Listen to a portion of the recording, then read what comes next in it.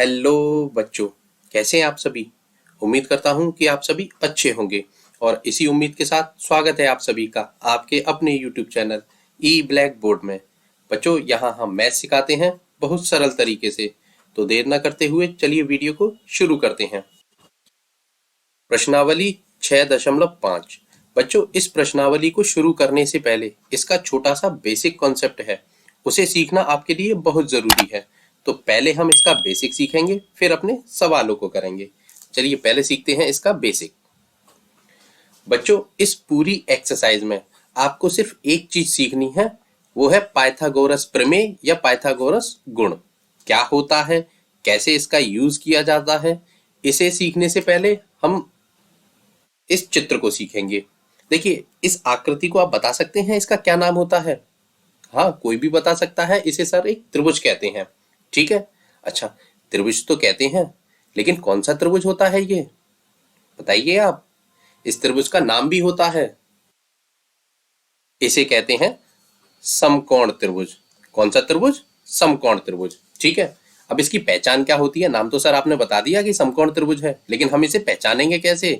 देखिए, इसको पहचानने का सबसे आसान तरीका है, इसमें दो रेखाएं होती हैं। कौन कौन सी? एक तो ये खड़ी रेखा और एक ये पड़ी रेखा। खड़ी मतलब ये जो बीसी है ना, खड़ी है, बिल्कुल एकदम सीधी रेखा है ये। और एक ये ए बी पड़ी हुई यानी कि लेटी हुई रेखा। ये जो रेखाएं होती है ना, बस यही इसकी पहचान है। अच्छा, दूसरी पहचान, ये जो दोनों रेखाएं जहां मिलती हैं वहां एक कोण का निर्माण होता है। आपको पता है ना, त्रिभुज में जहां भी दो रेखाएं मिलाएंगी वहां एक कोण बनाएंगी। अच्छा, लेकिन यहाँ ये कौन सा कोण बनाती हैं? इसे कोण का नाम बता सकते हैं आप? इस कोण को हम कहते हैं 90 डिग्री का कोण। ठीक है। मतलब समकोण त्रिभुज का ये वाला कोण होता है ना, वो 90 डिग्री का कोण बनाता है। ठीक है। इस त्रिभुज को आपको कभी भी ये 90 डिग्री लिख के नहीं दिया जाएगा आपके सवालों में। सिर्फ इस तरीके से एक आकृति ये निशान बना दिया जाएगा और बस इसी से आपको पहचान करनी होगी कि ये एक समकोण त्रिभुज है। ठीक है। अच्छा, एक बात और बच्चों, हमने समकोण त्रिभुज तो पहचान लिया। अब ये एक अकेला एकमात्र त्रिभुज है जिसकी सभी भुजाओं के नाम भी होते हैं, वरना और किसी भी त्रिभुज में भुजाओं के नाम नहीं होते, लेकिन इसमें इनकी भुजाओं के नाम भी होते हैं। देखिए, ये जो समकोण वाला कोना होता है ना, इसके सामने ये वाली भुजा, इस भुजा का नाम होता है क्या? इस भुजा को कहते हैं कर्ण। जो महाभारत में एक कर्ण नाम का कैरेक्टर था ना, वही कर्ण। ठीक है। इस भुजा की एक खूबी और होती है, ये इस त्रिभुज की सबसे बड़ी भुजा होती है।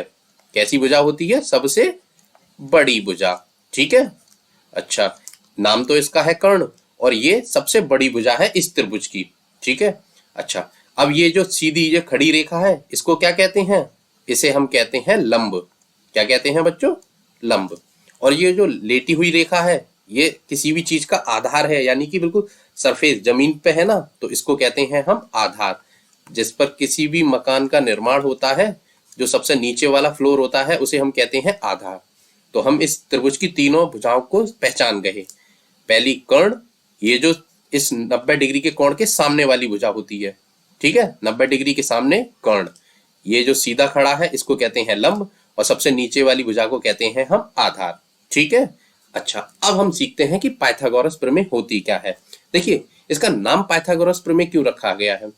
लगभग 2100 साल पहले, 2100 साल पहले एक यूनान के व्यक्ति थे, उन्होंने ही इस सूत्र की खोज की थी।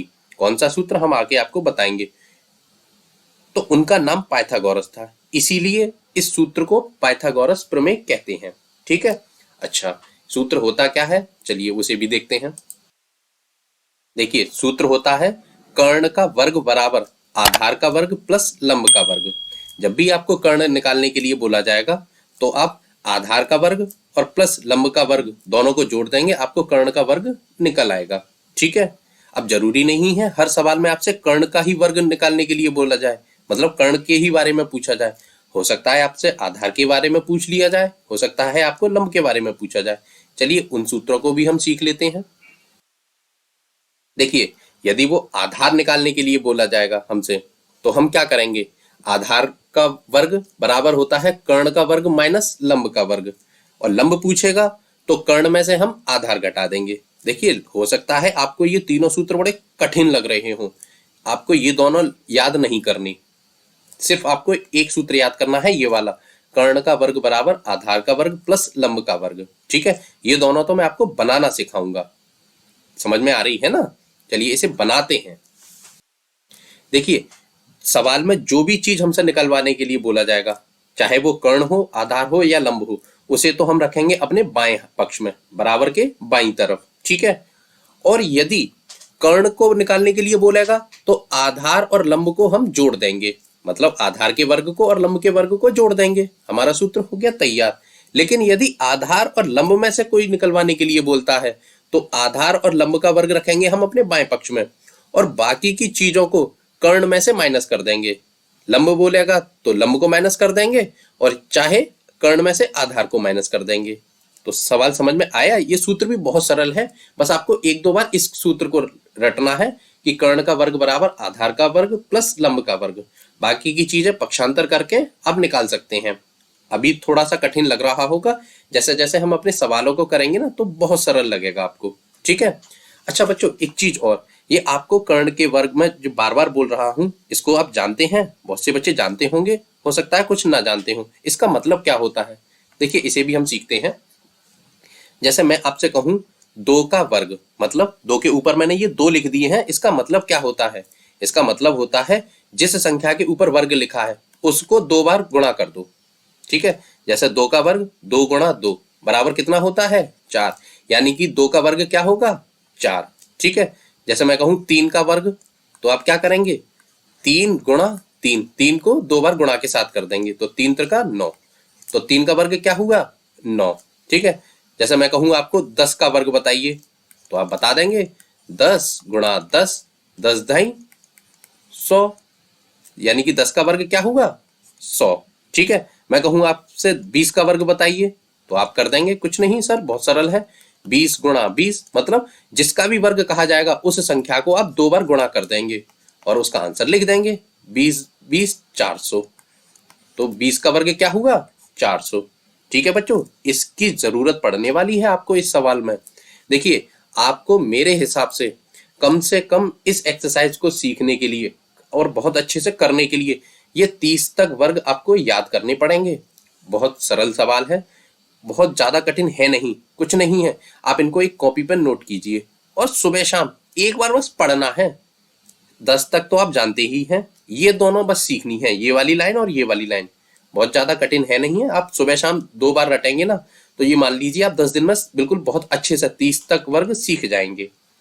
ठीक है, अच्छा बच्चों, अब एक बात और, यदि आप इतना छोटा बेसिक कॉन्सेप्ट सीख गए तो आप यकीन मानिए आप इस एक्सरसाइज 6.5 को आधा तो अभी सीख गए, जो आधा बचा है वो हम अपने सवालों में भी सीख जाएंगे। ठीक है, चलिए अब चलते हैं हम अपने सवालों पर। प्रश्न नंबर 1, पी क्यू आर एक त्रिभुज है जिसका पी समकोण है। ठीक है, यदि पी क्यू बराबर 10 सेंटीमीटर, पी आर बराबर 24 सेंटीमीटर, तब क्यू आर ज्ञात कीजिए। अच्छा देखिए बच्चों, सवाल को थोड़ा समझने की कोशिश कीजिए। वो कह रहा है कि एक पी क्यू आर त्रिभुज बनाइए, ठीक है, जिसका पी समकोण होना चाहिए। समकोण कौन सा होगा, पी कोण। अब समकोण आप जानते हैं कौन सा होता है, ये जहां खड़ी और पड़ी रेखाएं आपस में मिलती हैं वो होता है हमारा समकोण। तो समकोण क्या है, पी बिंदु। ठीक है, नाम दे दीजिए पी। अब बची हुई क्यू आर आप किसे भी दे सकते हैं, उससे कोई फर्क नहीं पड़ता।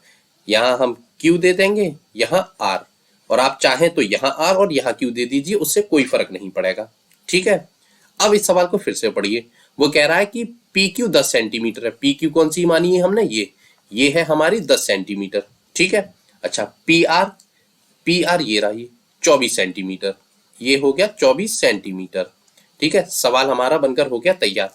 अब वो पूछ रहा है क्यू आर पता कीजिए। ठीक है, हम लिखेंगे जो सवाल में दिया है पी क्यू इतना, पी आर इतना, क्यू आर हमें निकालना है, ये हमें निकालना है। अच्छा, तो हम अब क्या लिखेंगे, हम लिखेंगे समकोण त्रिभुज पी क्यू आर में निकलवा क्या रहा है, समकोण त्रिभुज के सामने वाली भुजा। ये भुजा क्या होती है, अभी हमने सीखा है, समकोण के सामने वाली भुजा होती है कर्ण, यानी कि कर्ण निकलवा रहा है हमसे। तो कर्ण निकालने का सूत्र आपको पता है, हाँ बिल्कुल, अभी सीखा है कि कर्ण का वर्ग बराबर होता है आधार का वर्ग प्लस लंब का वर्ग। ठीक है, अब कर्ण आपका क्या है पता नहीं, तो इस भुजा का नाम ही लिख दीजिए क्यू आर। तो हम लिखेंगे क्यू आर का वर्ग बराबर होगा, आधार कितनी है हमारी 24 सेंटीमीटर, तो आप इसका वर्ग कर दीजिए। ठीक है, प्लस का निशान। लंब कितना है हमारा 10 सेंटीमीटर, तो 10 का वर्ग कर दीजिए। ठीक है, इतना समझ में आया? कुछ नहीं किया मैंने, बस सूत्र लिखकर उसकी संख्याओं को लिख दिया है मैंने यहाँ पर अभी। ठीक है, अब देखिए क्यू आर निकालना है। क्यू आर को तो हम ऐसे ही लिखेंगे, 24 का वर्ग मतलब 24 गुणा 24 करके देखिए। 4 चौक 16, हाँसू लगी 1, 4 दूनी 8 और 1 9, और 4 दूनी 8 और 2 चौक 8, सॉरी 2 चौक 4, तो हमारा निकल कर आया 6, 8 और 8 16 और 1 17 और 5, यानी कि 576। ये मुझे क्यों करना पड़ा? क्योंकि आपको सिखाना है, वरना आप अगर ये याद कर लेंगे ना, देखिए 24 का वर्ग क्या होता है 576, तो आपको इतनी बड़ी कैलकुलेशन नहीं करनी पड़ेगी। ये जो मैंने कैलकुलेशन करी है ना, ये आपको नहीं करनी पड़ेगी। आपको पता होगा कि 24 का वर्ग कितना होता है 576 होता है। ठीक है, तो आप डायरेक्ट लिख देंगे, इतनी बड़ी कैलकुलेशन नहीं करनी पड़ेगी। 10 का वर्ग क्या होता है 10 गुणा 10 बराबर कितने होते हैं 100, तो हम लिख देंगे 100। ठीक है, ये कैलकुलेशन इसलिए करनी पड़ रही है क्योंकि अभी याद नहीं है, याद होते तो नहीं करनी पड़ेगी, और मुझे पता है आप बहुत जल्दी सीख जाएंगे। सारे वर्गों को 30 तक के वर्ग आपको रटने हैं। चलिए अब क्या करना है, अब क्यू आर का वर्ग तो हम इधर ही लिखेंगे। ठीक है, बराबर इन दोनों को जोड़ दीजिए, 6 और 0 6, 7 और 0 7, और 5 और 1 6। ठीक है, अब ये आ गया हमारा 676। इतना समझ में आया बच्चों? चलिए अब आपको करना क्या है, देखिए ये वर्ग है, वर्ग का निशान है ना क्यू आर के ऊपर, तो इसको आप पक्षांतर करके इधर कर दीजिए। अब वो करेगा क्या वो मैं आपको समझाऊं। तो देखिए अभी हमने यहां देखा था कि 2 का वर्ग क्या होता है 2 गुणा 2 4, 3 का 3 गुणा 3 9, 10 का, ये हमने अभी सीखा है। ठीक है, ये हमने सीखा था वर्ग। अब एक चीज और होती है वर्गमूल। वर्गमूल में हम क्या करते हैं, जैसे मैं कहूँ आपको कि 4 का वर्गमूल क्या होगा, तो वर्गमूल का निशान होता है इस तरीके से। तो 4 का वर्गमूल क्या होगा, मतलब इसको 2 बनाना, यानी कि वर्गमूल के निशान के अंदर हम ऐसी संख्या लिखेंगे जिसका गुणा उतनी ही बार हो, यानी कि 2 गुणा 2। ठीक है, अब ये जो जोड़ा बना है ना 2 का, तो उसमें से एक संख्या बाहर आ जाएगी और इसकी ये टोपी हट जाएगी। जो हमने इसको वर्गमूल वाली टोपी पहनाई हुई है ना, तो ये टोपी हट जाएगी जैसे ही इसका एक जोड़ा बन जाएगा। ठीक है, तो 4 का वर्गमूल क्या होगा 2। ठीक है, अब जैसे मैं कहूँ आपसे 9 का वर्गमूल क्या होगा, तो आप कहेंगे कि सर 9 का वर्गमूल हम यदि 3 गुणा 3 कर दें, तो 3 और 3 एक जोड़ा बन गया, तो इस जोड़े में से एक 3 बाहर आ जाएगा और ये टोपी इसके ऊपर से हट जाएगी, यानी कि 9 का वर्गमूल होगा 3। ठीक है, मैं कहूँ 100 का वर्गमूल क्या करेंगे आप, तो आप कहेंगे सर 10 गुणा 10 कर दें और टोपी पहना दें, तो इसका वर्गमूल निकल आएगा। यानी कि क्या निकलेगा, इन दोनों में से एक संख्या जोड़ा बन रहा है ना 10 10 का, तो एक संख्या बाहर आ जाएगी, यानी कि 100 का वर्गमूल क्या हुआ 10। ठीक है, 400 का, तो आप कहेंगे कि 20 गुणा 20, यदि मैं इसको टोपी पहना दूं यानी इसका वर्गमूल कर दूं, तो इसमें एक जोड़ा बनेगा जो कि बाहर आ जाएगा, यानी कि 400 का वर्गमूल हुआ 20। मतलब समझे, यदि आपसे कहा जाए वर्ग निकालने के लिए, तो आप उस संख्या का 2 बार गुणा कर देंगे, आपको प्राप्त हो जाएगी वह संख्या। और वर्गमूल कहा जाए तो टोपी पहनाकर वही संख्या 2 बार लिख देंगे, उनमें से एक संख्या बाहर आ जाएगी, हमारा वर्गमूल हमको मिल जाएगा। ठीक है, ये चीजें आप कब सीखेंगे, जब आपको ये सारी चीजें 30 तक के वर्ग याद हो जाएंगे तब। अभी आपसे कहा जाए कि 441 का वर्गमूल क्या होगा, आपको याद आ जाएगा कि 441 वर्ग किसका होता है 21 का, तो 441 वर्गमूल होगा 21 का। ठीक है, ऐसे ही 256 का वर्गमूल क्या होगा, अब तुरंत याद है आपको, तो आप तुरंत बोलेंगे कि 16 का वर्ग होता है 256 और 256 का वर्गमूल होगा 16। ठीक है बच्चों, समझ में आ रही है। इसी तरीके से हमारे सवाल में अभी क्या है, 676 का वर्गमूल पूछा है हमसे, तो 676 किसका वर्ग होता है? 26 का। तो 676 का वर्गमूल क्या होगा? 26। ठीक है, यही हमें अपने सवाल में लिखना है। ठीक है, ये 676 ही तो पूछा है।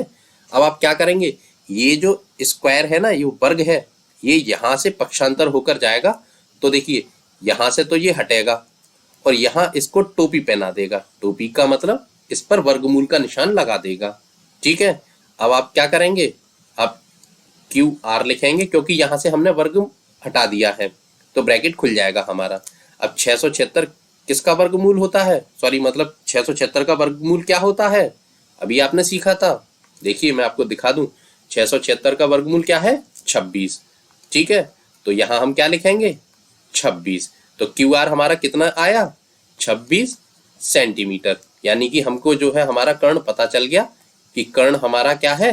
26 सेंटीमीटर। ठीक है बच्चों, सवाल समझ में आया? थोड़े से नए सवाल हैं, कुछ बच्चों को कठिन लग रहे होंगे, लेकिन उतने कठिन है नहीं, लेकिन फिर भी लग रहे हैं तो कोई बात नहीं, अगले सवाल को और करेंगे तो और अच्छे से समझ आएगा। ठीक है, चलिए अगले प्रश्न पर चलते हैं। प्रश्न नंबर 2, एबीसी एक त्रिभुज है जिसका सी एक समकोण है। ठीक है, यदि AB 25 सेंटीमीटर है और AC 7 सेंटीमीटर है तो BC ज्ञात कीजिए। ठीक है, सबसे पहले पहचानिए क्या दिया है कि C एक समकोण है। ठीक है, समकोण आप जानते हैं ना, जहां 90 डिग्री का कोण बनता है वो हमारा होता है C, मतलब समकोण। ठीक है, दिया है C समकोण है। ठीक है, इसके सामने वाली भुजा कर्ण होगी। पहले इनके नामकरण कर दीजिए। C लिख दिया, अब आप किसी को कुछ भी लिख दीजिए। चलिए इसे A कर देते हैं, इसको B। अब देखिए ABC त्रिभुज हो गया हमारा बनकर तैयार। अब इसमें दिया क्या क्या है? AB 25 सेंटीमीटर है। ठीक है, AB 25 सेंटीमीटर, ये तो हम लिख देंगे 25 सेंटीमीटर। ठीक है, अच्छा और क्या दिया है? AC 7 centimetre. AC कौन सी है? ये लंब हमारा 7 सेंटीमीटर है। ठीक है, BC पता करनी है, यानी हमको आधार पता करना है। ठीक है, कर्ण दिया है, लंब दिया है, आधार पता करना है। ठीक है, कोई बात नहीं, आधार वाला सूत्र लगा देंगे हम कि आधार का वर्ग होता है, कर्ण में से हम लंब को घटा देंगे, तुरंत निकल आएगा। याद है ना? चलिए आधार कितना है हमारा निकालना है, तो कोई बात नहीं, ये लिख दीजिए BC। तो BC का वर्ग, आधार का मतलब BC, तो BC का वर्ग। कर्ण कितना है हमारा? देखिए 25 सेंटीमीटर, तो 25 का वर्ग कर दीजिए।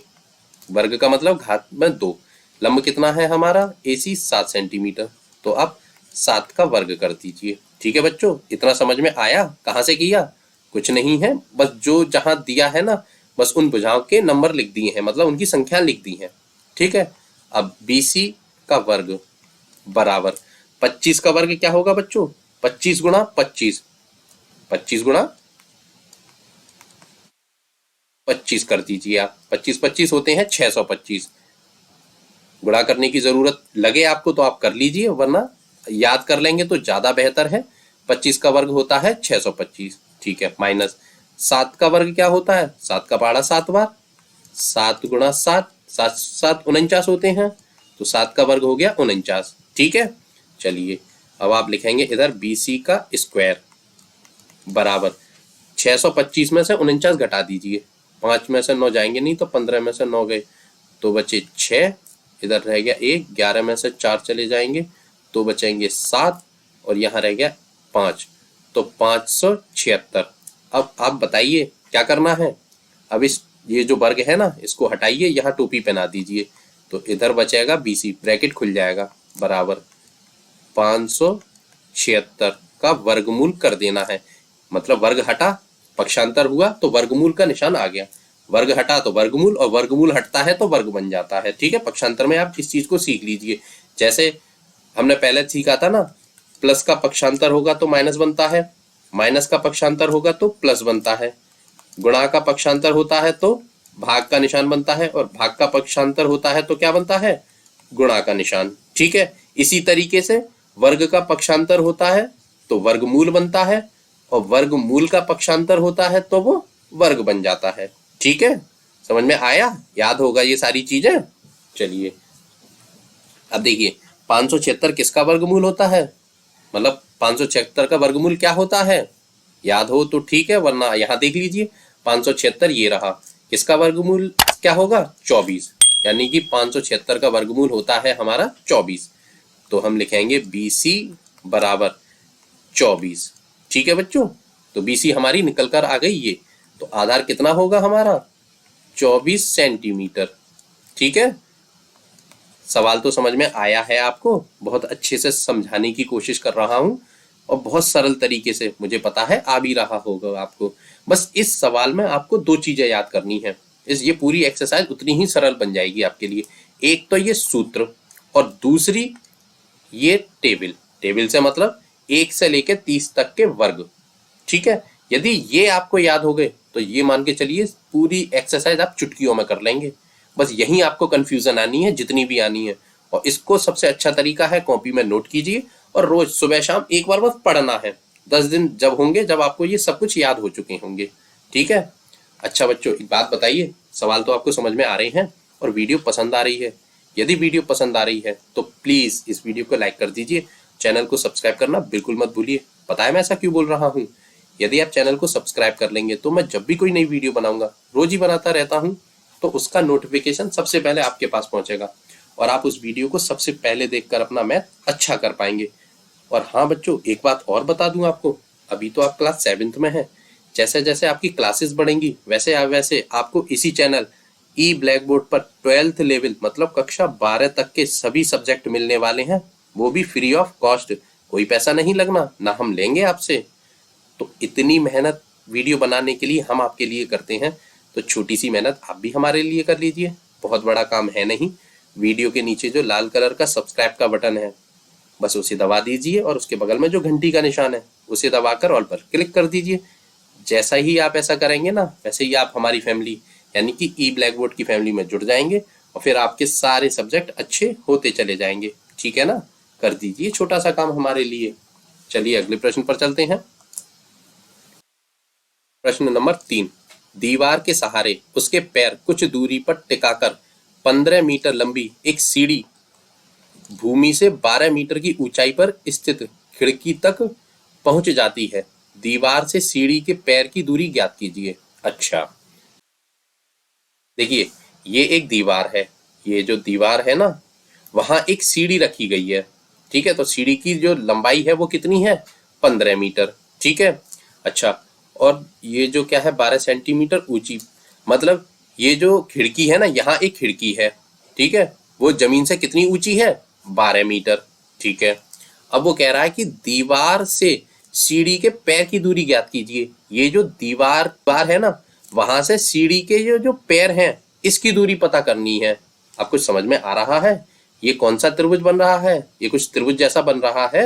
हाँ, ये एक समकोण जैसा बन रहा है, समकोण त्रिभुज जैसा। ठीक है ना, क्योंकि 90 डिग्री का कोण बन रहा है यहाँ। ये बिल्कुल सीधी दीवार है और ये बिल्कुल लेटी हुई जमीन है। ठीक है, तो ये समकोण बना रहा है, मतलब कुल मिलाकर ये एक समकोण त्रिभुज है। उसने बस ड्रामा रचा दिया है कि सीढ़ी लगा दी है, दीवार कर दिया है, खिड़की बना दी है, लेकिन ये एक समकोण त्रिभुज है। ठीक है, तो देखिए ये 90 डिग्री का कोण है, तो 90 डिग्री के कोण के सामने ये भुजा क्या कहलाती है कर्ण, यानी कि आपको कर्ण दिया है और लंब भी दिया है। क्या पूछ रहा है आधार, क्या पूछ रहा है आधार ही तो पूछ रहा है हमसे। ठीक है, अब इनको कुछ नाम दे दीजिए, जैसे आप नाम दे दीजिए, इसने तो दी नहीं है, हमें दी है नहीं दी, तो हम अपनी तरफ से दे देंगे ए बी और सी। ठीक है, त्रिभुज एबीसी हमारा हो गया तैयार। अब हम करेंगे इस सवाल को, तो हम लिखेंगे माना एसी सीढ़ी है। ठीक है, ये जो एसी है ना वो सीढ़ी है तथा बिंदु ए खिड़की है। ये जो बिंदु ए है ना वो खिड़की है। अब दिया क्या क्या है हमें प्रश्न में, एसी बराबर 15 मीटर, ए बी बराबर 12 मीटर और बीसी हमें पूछा है। ठीक है, अच्छा समकोण त्रिभुज पीक्यूआर में हमें निकालना क्या है बच्चों, आधार निकालना है ना। तो हम आधार जो चीज निकालनी होती है वो हम बराबर निशान के बाईं पक्ष में लिखते हैं, बाईं तरफ लिखते हैं। आधार निकालना है तो हमने आधार लिख दिया। सूत्र आप जानते हैं, आधार का वर्ग बराबर होता है कर्ण का वर्ग माइनस लंब का वर्ग, मतलब कर्ण में से लंब को घटा देना है। बहुत सरल है, आपको याद हो चुका होगा। ठीक है, आधार कितना है हमारा नहीं दिया तो हम CV लिख देंगे। तो CV का वर्ग, यही तो है आधार, बराबर कर्ण कितना है हमारा 15 मीटर।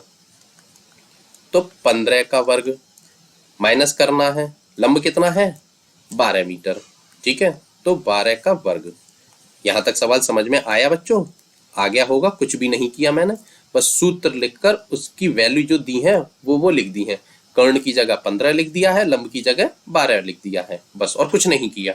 ठीक है, अब CV निकालनी है, तो CV का वर्ग, ठीक है, बराबर 15 का वर्ग क्या होता है 15 गुणा 15, यही तो होता है ना 15 गुणा 15, जो कि होता है कितना 225। ठीक है, आप गुणा करके देख लीजिए, और या जो मैंने आपको टेबल दी है उसमें से समझ लीजिए। देखिए मैं आपको दिखा भी देता हूँ, 15 का वर्ग क्या होता है 225। ठीक है, तो 15 का वर्ग होता है 225। अच्छा, माइनस करना है, 12 का वर्ग क्या होता है 12 गुणा 12, जो कि होता है आपका 144। 144, यहां तक समझ में आया? ठीक है, अब CV का वर्ग बराबर, अब मैं देखिए यहाँ CV कर रहा हूं, प्रश्न में BC लिख दिया है, उससे कोई फर्क नहीं है, कोई भी आगे पीछे लिख सकते हैं आप। ठीक है, अब 225 में से घटा दीजिए, 5 में से 4 गया तो 1, 2 में से 4 जाएंगे नहीं तो 12 में से 4 गया तो 8, और 1 में से 1 गया 81। ठीक है, अब आपको क्या करना है BC निकालनी है। चलिए मैं BC कर दे रहा हूँ, वरना आप कंफ्यूज हो जाएंगे कि ये कर क्या दिया सर ने। चलिए मैं सब जगह से ही हटा देता हूँ, वरना आप थोड़े से कंफ्यूज हो जाएंगे। कुछ बच्चे होंगे, सब तो नहीं होंगे, सब तो जानते हैं, हो सकता है कुछ हो जाए, लेकिन मैं नहीं चाहता कि मुझसे पढ़ने वाला एक भी बच्चा कंफ्यूज हो। मैं चाहता हूं कि जो भी मेरी वीडियो देख रहा है वो सारे बच्चे बहुत होशियार हो जाएं और उनको हर एक सवाल बहुत अच्छे से समझ में आए। ठीक है ना?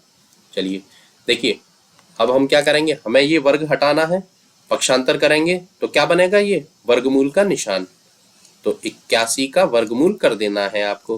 अच्छा, अब एक बात बताइए, 81 का वर्गमूल क्या होगा, किस संख्या का उसी में गुणा कर दिया जाए कि 81 आ जाए? 9 में 81, 9 का गुणा यदि आप 9 से करेंगे तो क्या आएगा, 9 में 81, दो जोड़े बनेंगे, एक बाहर आ जाएगा। ठीक है, तो यानी कि BC जो हुई हमारी निकल कर आई कितनी, 9 सेंटीमीटर। सेंटीमीटर मीटर नहीं, मीटर है भैया, 9 मीटर। ठीक है, तो BC हमारी 9 मीटर निकल कर आ गई। यही हमारे सवाल का क्या है, आंसर। ठीक है, आधार हमारा कितना होगा 9 मीटर। ठीक है बच्चों, सवाल तो समझ में आया, मुझे पता है आ गया होगा। चलिए अगले प्रश्न पर चलते हैं। प्रश्न नंबर 4, निम्नलिखित में भुजाओं के कौन से समूह एक समकोण त्रिभुज बना सकते हैं? मतलब एक समकोण त्रिभुज बनाना है, ये जो डिजिटें दी हैं, मतलब 3 भुजाएं दे रखी हैं, उनसे आपको ये पता करना है कि क्या इनसे एक समकोण त्रिभुज बन सकता है या नहीं। और अगला है कि समकोण त्रिभुज होने की स्थिति में, यदि समकोण त्रिभुज बनता है तो उसके समकोण को भी पहचानिए। ठीक है, यदि समकोण बन रहा है तो उसमें जो उसका समकोण है ना 90 डिग्री का एंगल, उसे भी आपको पहचानना है। ठीक है बच्चों, चलिए करते हैं पहले वाले को। चलिए पहला करते हैं। देखिए पहला है 2.5, 6.5 और 6 सेंटीमीटर। ठीक है बच्चों, यहाँ हमने एक समकोण त्रिभुज बना रखा है। हमने इसका बेसिक सीखते समय एक चीज सीखी थी कि जो समकोण त्रिभुज होता है, जिस एंगल पर समकोण बन रहा होता है, उसके सामने वाली भुजा क्या कहलाती है, कर्ण। और कर्ण समकोण त्रिभुज की सबसे बड़ी भुजा होती है, ये सीखा था ना हमने। हाँ, यहाँ सीखा था सबसे बड़ी भुजा। ठीक है, अब करना क्या है कि यहाँ इस चीज की यहाँ आपको जरूरत पड़ने वाली है।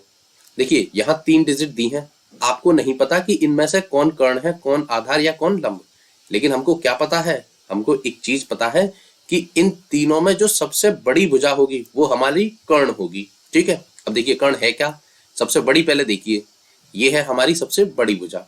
ठीक है, तो इसे हम क्या मानेंगे, कर्ण। अब आप सूत्र जानते हैं, कर्ण का वर्ग बराबर होता है आधार का वर्ग प्लस लंब का वर्ग। ठीक है, तो सबसे बड़ी भुजा तो होती है हमारी कर्ण, यानी कि 6.5 हो गया हमारा कर्ण, इसका वर्ग कर दीजिए। अब आधार इसमें से कोई भी मान लीजिए, जैसे मानते हैं हम 6 को आधार मान लेते हैं, प्लस लंब हमारा 2.5।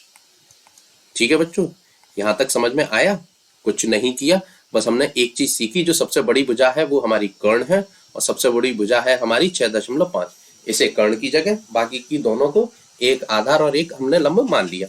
अब इसे हम सॉल्व करेंगे। देखिए ये है 6.5 का वर्ग करना है आपको, तो आप गुणा कर दीजिए।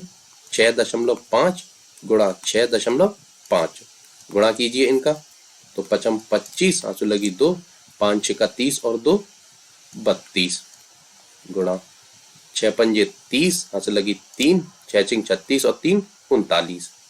तो आपका आ गया ये, जोड़ दीजिए 5 2 9 3 12, आंसू लगी 1 3 और 1 4, दशमलव 1 और 2, यानी कि पीछे से 2 संख्या बाद दशमलव आपका आ जाएगा।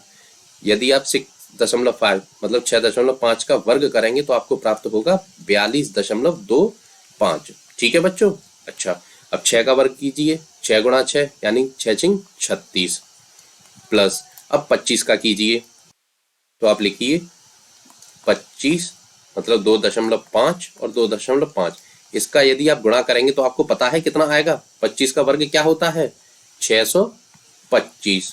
ठीक है, और संख्या क्या है, 1 और 1, 2 संख्या बाद दशमलव है, तो 1 और 1 2 लगा दीजिए, यानी कि आपका इसका वर्ग करेंगे 2.5 का तो आपका आएगा 6.25। ठीक है बच्चों, यहाँ तक समझ में आया। ठीक है, अब इन दोनों को जोड़ दीजिए। पहले तो इसे तो ये लिखिए यहाँ 2.5 बराबर, अब इनको जोड़िए। देखिए एक संख्या दशमलव की है, दूसरी सादा है, तो आप जानते हैं यदि किसी संख्या के आसपास दशमलव नहीं होता, मतलब उस संख्या में दशमलव नहीं होता, तो दशमलव कहाँ होता है, जहां वो संख्या खत्म होती है वहां पर एक दशमलव होता है, लेकिन हम उसे लिखते नहीं है। ठीक है, तो 36 के बाद दशमलव लगाइए और फिर आपको जितनी जीरो की जरूरत है वो आप लगा सकते हैं।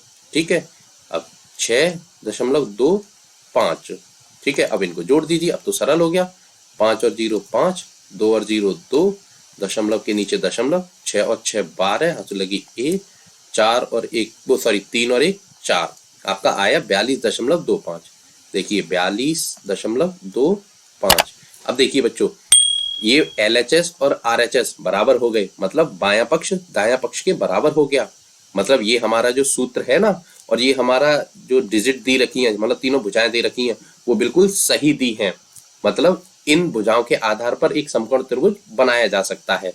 ठीक है, तो हम लिख देंगे LHS बराबर होगी किसके, RHS, मतलब बायां पक्ष दायां पक्ष के बराबर है, तो हमारा त्रिभुज बन सकता है। तो हम यहाँ लिख देंगे, अतः इन भुजाओं से समकोण त्रिभुज बना सकते हैं। ठीक है, अच्छा इसमें एक और चीज पूछी थी कि आपको समकोण भी बनाना है। देखिए समकोण कहाँ बन रहा है, ये बन रहा है, किस बिंदु पर बन रहा है, किस कोण पर, C पर, तो हम समकोण त्रिभुज भी लिख सकते हैं। तो समकोण होगा हमारा क्या, समकोण बराबर क्या होगा हमारा, C। ठीक है बच्चों, सवाल तो आपको समझ में आया, मुझे पता है आ गया होगा। सवाल है भी बहुत सरल और आप होशियार भी इतने हैं कि बहुत अच्छे से समझ गए होंगे। ठीक है, चलिए अगले प्रश्न पर चलते हैं। देखिए इसमें भी वही पूछ रहा है, वही करना है। सबसे पहले त्रिभुज को नाम दे दीजिए। पिछली बार ABC दिया था, यहाँ PQR कर दीजिए, PQ और R।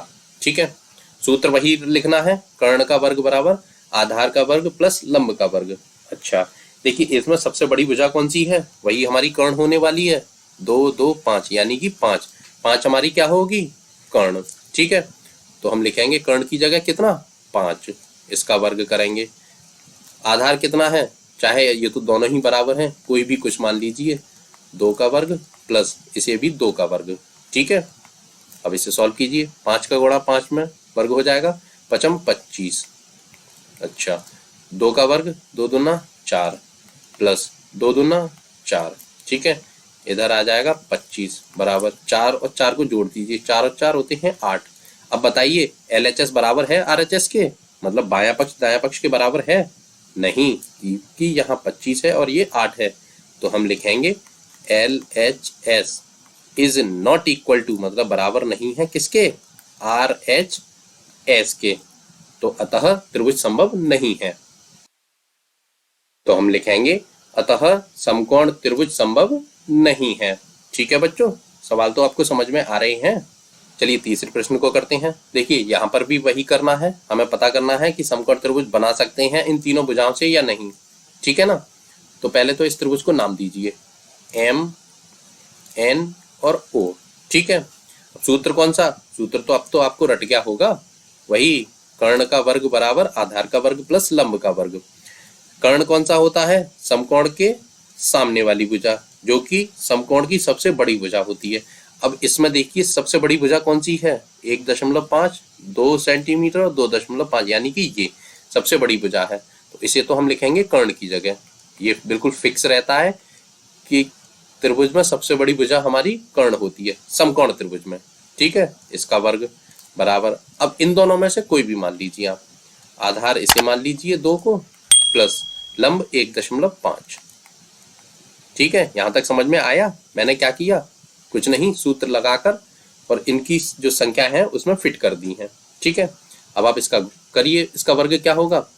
25 गुणा 25, 25 गुणा 25। अभी तक हम 25 का बहुत बार निकाल चुके हैं। इसका होता है 6.25। दशमलव क्यों? क्योंकि 1 और 2 यानी कि दो संख्या है दशमलव वाली, तो पीछे से दो संख्या पहले लगा देंगे दशमलव, तो हमारा आया 6.25, ठीक है, बराबर 2 का 2 दूना 4, ठीक है, प्लस 15, मतलब 1.5 दशमलव हटा दीजिए 15 हो जाएगा, तो 1.5 गुणा 1.5 क्या होता है? 15 15 225, 225 दशमलव 1 और 2 यानी कि पीछे से दो संख्या पहले, तो हमारा आया 2.25, ठीक है बच्चों, यहां तक समझ में आया? चलिए अब इधर तो लिखेंगे आप 6.25 बराबर, इनको जोड़ दीजिए। जोड़ना आप जानते हैं ना, 4 है। अब दशमलव कहाँ होगा? इसके जस्ट बाद, यानी कि जस्ट दाई तरफ। अब 0 बढ़ा दीजिए, जितना चाहें उतना बढ़ा सकते हैं, ठीक है। अब 2.5, तो 2.25। अब आप जोड़ लेंगे, अब तो सरल हो गया ना जोड़ना। तो 5 और 0 5, 0 और 2 2.6, 4 और 2 6, ठीक है।